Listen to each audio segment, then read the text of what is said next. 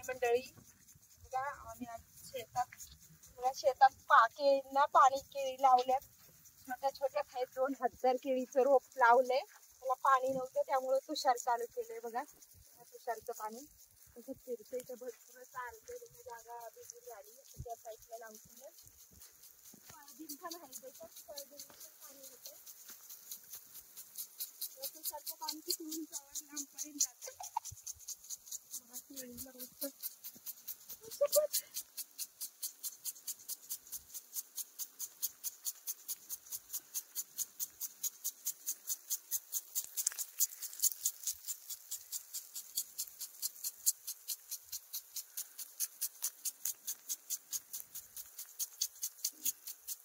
दोन चार दिवस झाले लाईट नव्हती त्यामुळे पाणी